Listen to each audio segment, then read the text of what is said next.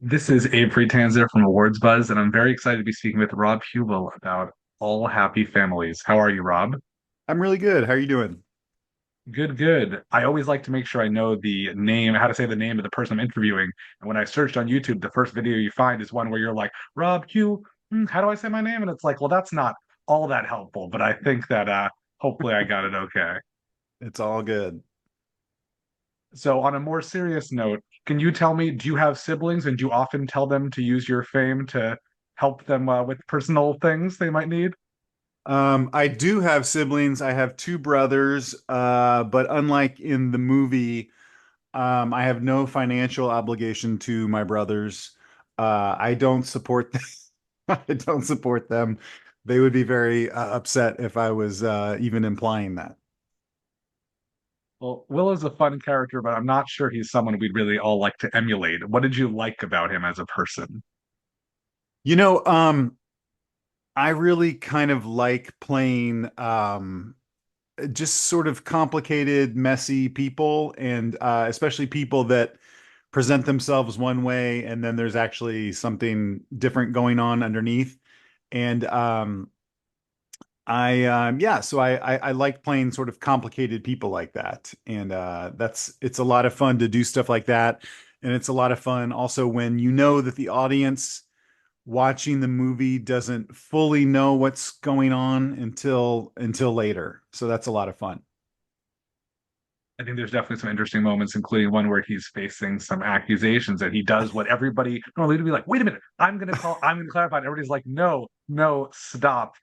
How do you handle? Because that's a very sort of serious issue, but I think it's one that often emerges from misunderstandings.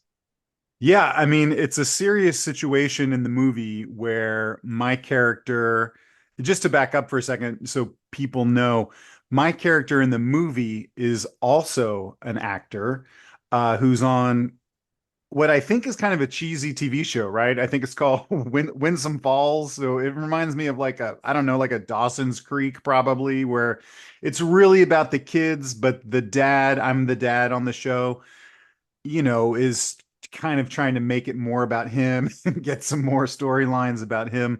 And people come up to him all the time and tell him what a great dad he is. And, so he's kind of famous for that.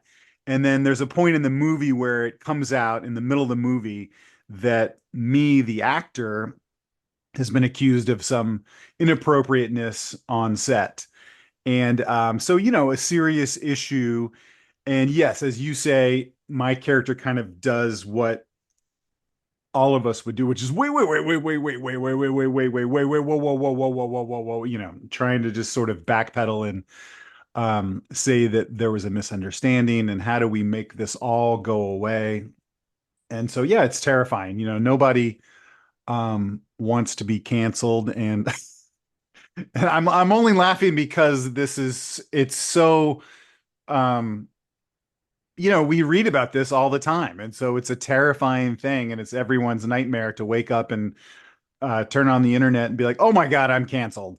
So, you don't want that to happen. And this character certainly doesn't want that to happen. That's also just a small part of the movie. Like it's a small part of the movie, but it is a turning point in the movie.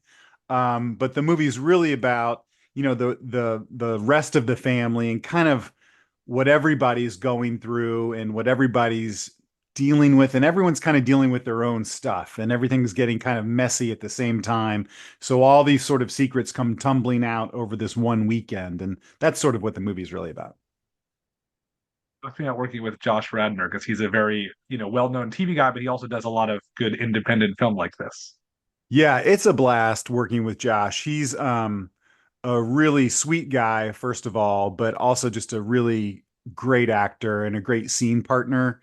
And he did How I Met Your Mother for a million years and is really well known for that. And I think now he's sort of yeah, doing popping up in a lot of independent films and has been for a long time, but kind of loves that world. And I do too, because it's sort of the last sort of frontier for filmmaking, just these like little no budget movies that these sort of underground projects that are just trying to get seen by people and trying to find an audience. So we've both had some fun running around in this world and trying to make little projects that get seen. And I feel like you find kind of a kindred spirit, people that work in independent film, because it's really run and gun. No one's making any money. It's always a passion project, it's always like a um something that normally would not get made by a big studio. So you're kind of like jumping into a project and really trying to kind of like hold this little baby and get it across the finish line. That's not a really good analogy. No one runs across the finish line with a baby, but you know what I mean. I like it. Do you feel like Will is the kind of actor who would do independent film, or probably hasn't even really crossed his mind? Great question. Absolutely not. My character Will would never do an independent film. Never. Never, never, never. There's no money in it for him. The craft service is terrible. Uh, you don't get a fancy trailer. Um, yeah, so my character would never do anything like that. He's more of like a Hollywood, blockbuster kind of, or he hopes. I feel like he's like right on the cusp of maybe getting into a big movie, but probably not. He's probably going to just be relegated to terrible network shows, for the rest of his life. Do you think this film is true to life in that sense, in its depiction of some, pieces of Hollywood and the acting industry? Um, yeah, what do you mean?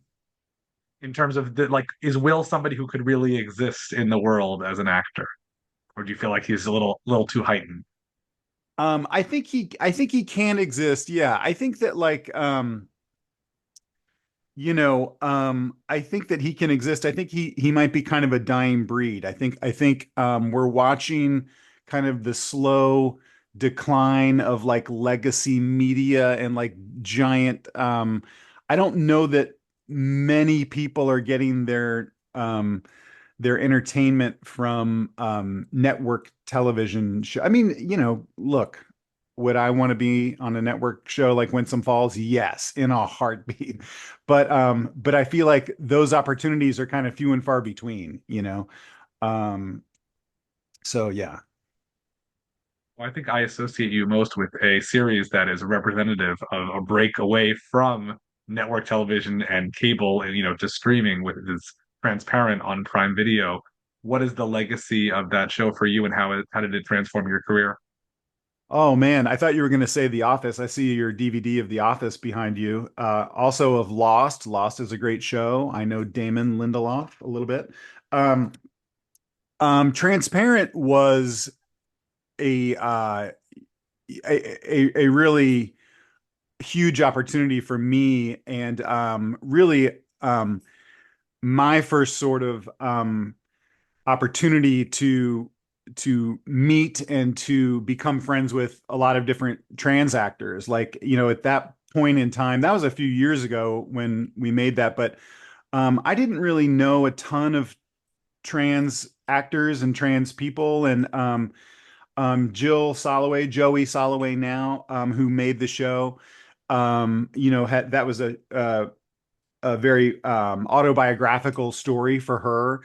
And so she cast that show with really outstanding actors and great, great writing and great directors. And she's a great director. They are a great director. And yeah, so that was a real opportunity for me personally to become friends with lots of different trans actors, and yeah, really shine a light on a story that wouldn't otherwise be told. So I was very proud, and I am very proud to be a part of that. I think that's a little bit closer to this kind of thing that you're doing in this film, as opposed to a lot of your more, sort of all-out comedy. Do you have a preference for one over the other? I love this sort of zone because I get to do a little bit of both. I love to have um, my hands in both pots, sort of. I think there's some really great comedy in this movie where it's so relatable, and people aren't making jokes, but the comedy just comes from like, oh, of course that person would say that. Of course she would say that. You just know like that character is like so well drawn that like you're sort of anticipating what they're going to say. So when they say and do things, it really looks familiar and grounded. Um, yeah, so I really like to do to try to do both if I can. And so like sitcoms to me sometimes don't feel as authentic as like a dramedy like this, where it really feels real. It feels like a real family, and you get to have those real moments of tension and kind of messiness and people fighting and saying things that they have never said before to each other. And so all that feels really real, but then you can kind of um, get the audience back with some good comedy and leave them feeling sort of hopeful. I think the film ends on a hopeful note where this family comes together and there's a lot of conflict in the middle of it, and people are really trying to figure out like what are we? Like who are we? Am I who am I in this family, and where is this family going? And but at the end, I think it ends on like a really hopeful note that you don't really see coming.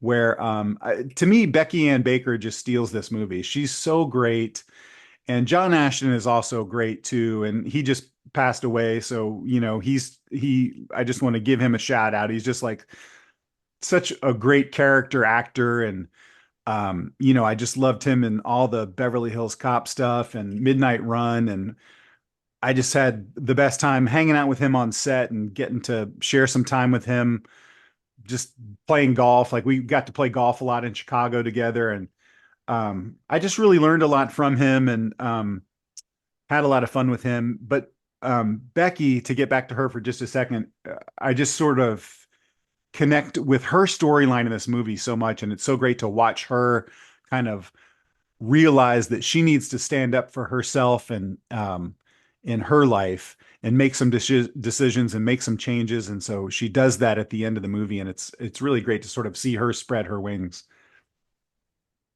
This is Awards Buzz, so we're always interested in what everybody is watching. Is there something you've seen recently, a show or performance, a film that you feel is particularly awards worthy? Oh my God. Oh my God. I don't know that I've been treating myself to much good film stuff lately. Um I'm so anxious right now about the election that I have like comfort food that I watch. And lately I've been this is not an award, well, maybe it wins some awards, but I've been watching shows like Alone, where you go out in the woods and it's whoever can last the longest and eat the most fish and scavenge the most berries and stuff like that. So I've been watching like survival stuff like that because it's just somehow it makes me feel like, oh, I'm safe and warm in my house, and somehow that's comforting to me. Watching other people suffer on reality TV is strangely comforting to me right now. Right now. That's not what I expected you were going to say. I thought it was something, mindless and relaxing. You're like, no, I want to know I'm okay and everyone else isn't.